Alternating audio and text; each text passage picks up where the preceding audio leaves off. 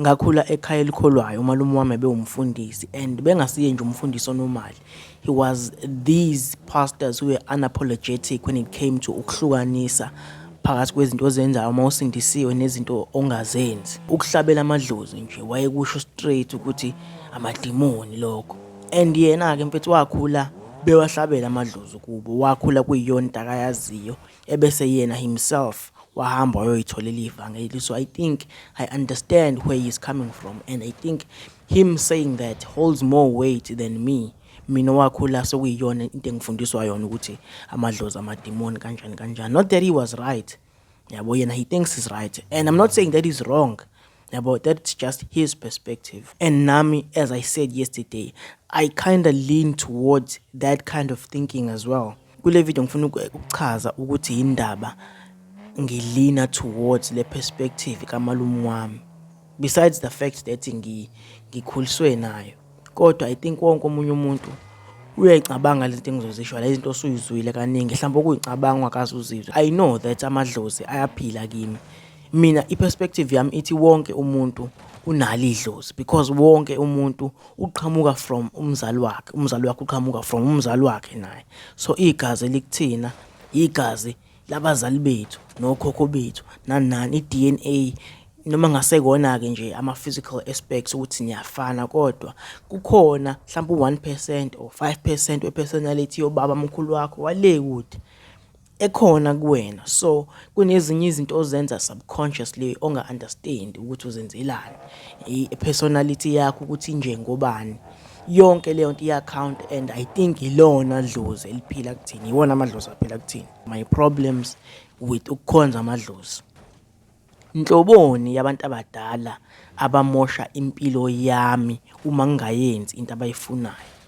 Ukuzwe kuthiwa kumele uyothwasa, kumele uhlabele ugogo wakho, kumele ushade kanjani njani njani, and mangakwenzi lokho iyaqala impilo yakho iyonakala. Izinto uyaqala usuyagula manje, uphathwa ikhanda, uphathwa inyawo, uphathwa yinini, hlezi kuzoba khona into ezokuphatha.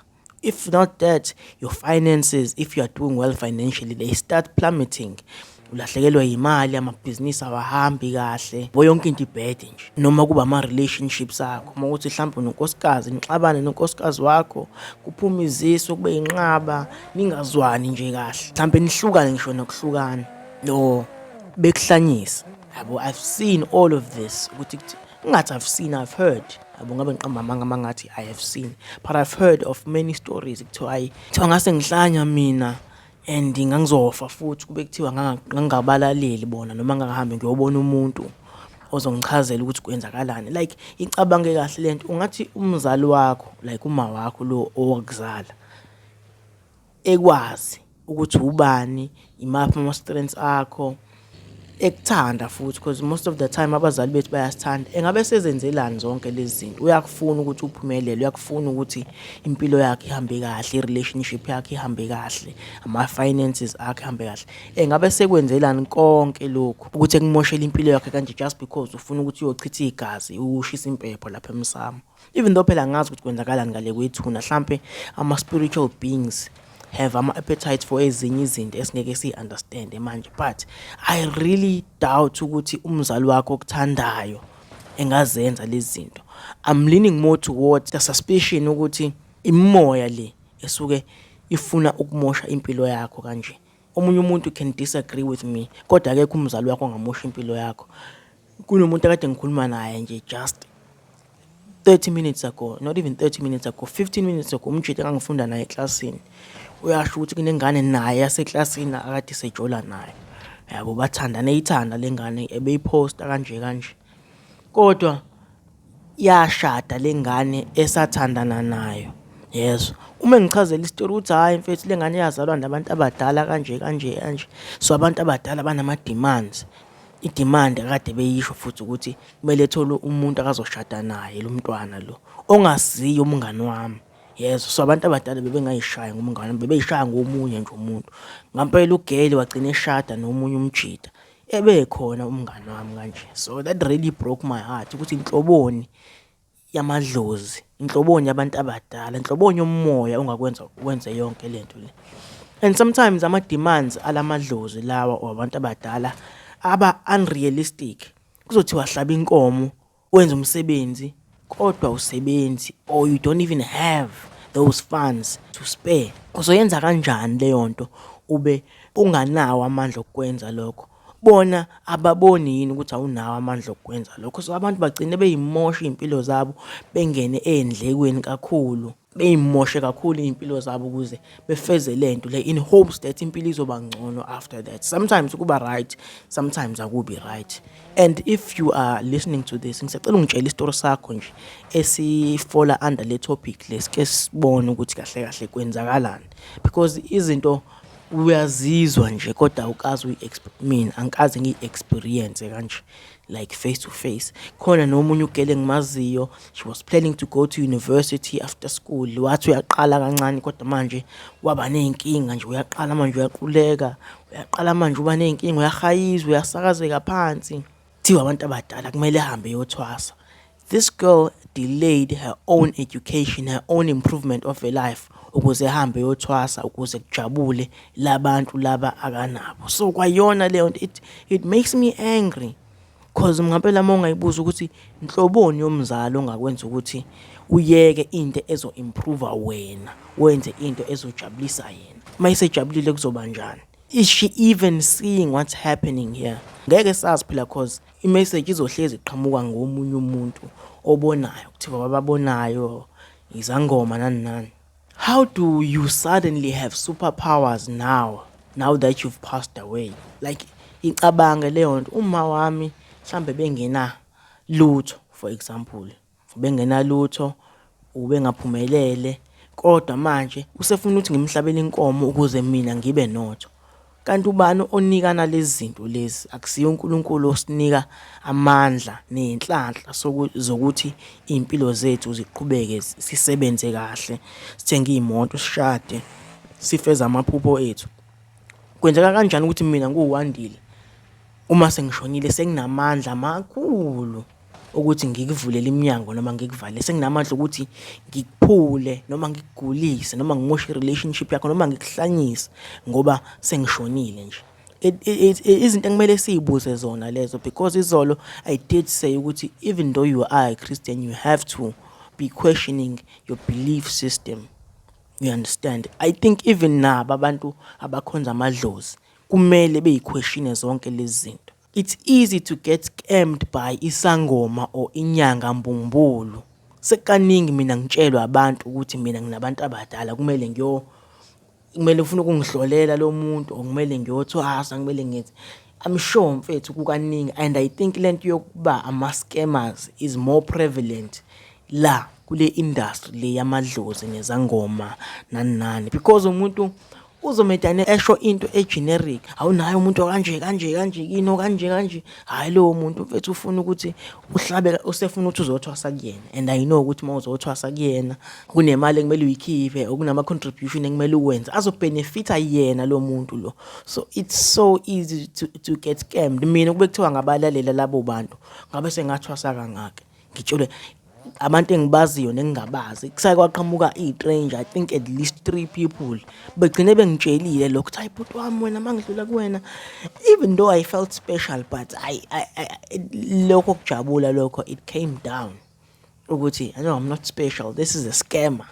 And they are scammers, because ngi-right manje, even though phela I'm not rich as I dream to be one day, I'm not successful, ngihlele ekhaya ngisebenza, umsebenzi uphele ngendlela suspicious kakhulu, but angeke ngize ngithathe konke lokho ngikublame ngithi hayi abantu abadala abangenzela yonke lento. Maybe it is, but impilo yami isake yahamba kangcono kakhulu kunalokho. So kokuyibona yini esebashintshile manje, so ngeke ngize ngithathe lokho ngik-applye ngisho ukuthi hayi kumele ngihambe ngiyobheka ngempela ukuthi yini eyonakele.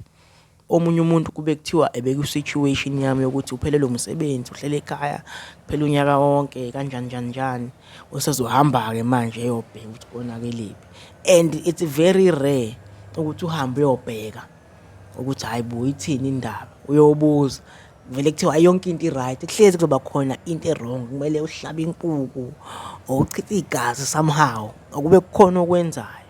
This is not to say that umuthi awusebenzi, because I'd never tell anyone ukuthi akangithakathe noma ngidlisa umuthi just to prove ukuthi umuthi awusebenzi. I would never do that to myself. And ngiyawusaba, if I'm gonna be honest, ngiyawusaba umuthi, ngiyasaba uthakatho, because lezi zinto lezi zama entities, I do believe ukuthi khona into spiritual esuke yenzeka whenever all of these things are at play. I would never risk it like that. I'm not that confident in myself. Ngeke ngize ngisho futhi nokuthi okholweni lami, because even uJobe eBhayibhelini, uSathane wahamba waya kuNkulunkulu wambuza ukuthi uJobe mfethu uyakuthanda ngempela noma ukuthandela ukuthi umnikele izinto. uNkulunkulu bese wavuma wathi yazi ukuthini, akuwenza ufuna ukukwenza kuyena kodwa ungambulali.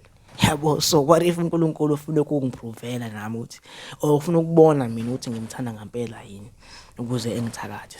Ey'khathini zakudala, I do believe ukuthi inyanga nezangoma played a vital role in the Zulu society. I do believe ukuthi odokotela, like traditional healers, they played a huge role. Even today, mina, I am not against, even though I haven't done it, but I'm not against ukuya kumuntu ogaya umuthi ukuthi akunike umuthi othile mawuthi unenkinga ethile, because kwayona le mithi esiyithenga etolo imithi esuka igaywe, even though phela ngoba isuka isigaye ngendlela ezi-commercial kakhulu, ezi-sophisticated, ezapackagwa kahle, ezapresentwa kahle. Of course, it's gonna become more appealing. And because behind all of that, behind all of the pharmaceuticals, khona ifundiswa odokotela abafunde kepi. This isn't to say ukuthi laba bezulu abafundile bona, because nakho siyaphila mfethu, kuze kube namhlanje siyaphila, and ibona abantu ababesiphilisa back in the day. Even though nginenkinga eziningi ngokukhonza amadlozi nani ne-tradition yobuZulu, I think lokhu kubaluleke kakhulu, and ingqondo ezigcine ibhayiziseka, as I stated earlier, ukuthi because all of the pharmaceutical drugs are backed by ifundiswa, sigcine sibathatha kancane labantu abenza ngokwesintu. But it's the same thing, abantu babephila back then. Do you understand? Babeba nokugula, ayiswe umuntu kumthandazi, kugaya umuthi othile enikwe umuntu ephila. Ngiyaba understand abanye abantu abawakhonzayo amadlozi, because i-desperation yomuntu ayifani neyomunye umuntu. Kulula kumina ukuthi ngisho ukuthi ngeke ngize ngizenze lezi zinto, because my life is not that terrible. Ngihlala kahle emzini kababa, ngiyadla, ngisanemali ekhona, so I'm not really that desperate. But imagine if I was 40 years old and I don't have anything in the bank, and kuba khona umuntu ongitshela ukuthi yazi ukuthini into zivalwe ukuthi nokuthi. Ngeke ngize ngisho ukuthi ngeke ngikwenze, kodwa ngiya-understand ukuthi omunye umuntu ukwenzelani. Khona abantu engibaziyo mina abayenza lezi zinto ngoba besaba ukuthi bazofa. Mina kunomuntu engimaziyo osondelene nami, and bengingasazi kahle le story until just recently, ukuthi yena wakhula enama-siblings inqwaba nama-cousins inqwaba, kodwa ngendlela abafa ngayo, it was like khona isifo esikhona le ekhaya. Uma echazela ukuthi abanye babesondelene ngenyanga ekushoneni kwabo, ukuthi there were about 8 siblings, basele bawu-3 manje. So I understand abanye abantu ukuthi they can't risk their lives. Yabo, mhlambe nami I would give in just to try and save my life. So I understand. Omunye unebhizinisi elingasahambi kahle, kade elizama iminyaka iyahamba. He has the fear of failure, so uzogcina yenza lento le. So I do understand ukuthi yonke lento isuke laphi. Yabo, abahlanya abantu amadlozi azoke akhonzwe umuntu osuccessful, ebese wena uyitshela ukuthi alright ngoba ekhonzwa uyena, ngoba ufuna lezi zinto akanazo. Lokho it's understandable too, because if someone has the results that I want, of course I'm gonna try and replicate what they did in order to get what they have. Kodwa manje lokho it is not looking at the bigger picture, because bakhona abanye abantu abangayenzi yonke lento, abanezinto mhlambe eziningi futhi ukunalo muntu lo. So why ungakwenzi lokho okwenziwe yibona? Okunzima kakhulu, ocomplicated, ukuthi hayi nanga umuntu osindisiwe la kanalutho, uyayikholelwa nje kuphela uyazama, kodwa he's not as successful as the guy next door who has a well-paying job or a very successful business, a big house, beautiful cars, a huge family, ngalana kuyahlushekwa. You have to have some nuance kulezi ezinye izinto uzame uku-understand both sides, but for the most part I still wouldn't bother ukukhonza amadlozi. Okunye-ke ukuthi abantu abazona iy'lima. Amadlozi akekhonzwe umuntu ofundile ngampela, umuntu ombonayo ukuthi isifundiswa, is well spoken, intelligent, unemendlela ey'ngaka mfethu, iy'coco zasey'koleni mhlawumbe ama-PhD. Labo bantu mfethu abazona iy'lima, and I'm sure labo bantu bake bayiquestiona even more than lemibuzo engiyibuza la mina ukuthi why do they do this. I think indlela esikhule ngayo, it's so deep rooted in everyone ukuthi sigcine senza izinto unconsciously, kuba nzima ukuthi siyiyeke lezo indlela lezo. It becomes so unconscious and it goes deep into our subconscious ukuthi we can't even like educate ourselves out of that type of thinking. Njengoba nami nje ngisho ukuthi mina ngikhule ekhaya elikholwayo, even though phela nginama-doubts nani kodwa I think mangathiwa push came to shove, I would actually be serious about my faith and my religion. But just to finish off ukuthi ngingamane ngife kunoma ngikhonza amadlozi, yabo. Mhlambe ngiyasho ngoba ngisemngaka and I'm not that desperate. Ngisike sabuzana nomunye umuntu ade ngikhuluma naye ukuthi ungenze njani mangathiwa nakho sekumele uyabona ukuthi hayibo mhlambe umelwa yithumba elingakanani la ekhanda, impilo yakhe iyamosheka for example, what would you do? I think ngingakhetha ukufa. Ngingakhetha ukufa ngibe uJobe nami, even though phela akashonanga uJobe kodwa I think that would be the time, there would be high time ukuthi uprove ukukholwa kwakho ukuthi ukholwa ngampela yini, njengoba uJobe kwamphoqa naye ukuthi ekuprove ukukholwa kwakhe kuNkulunkulu.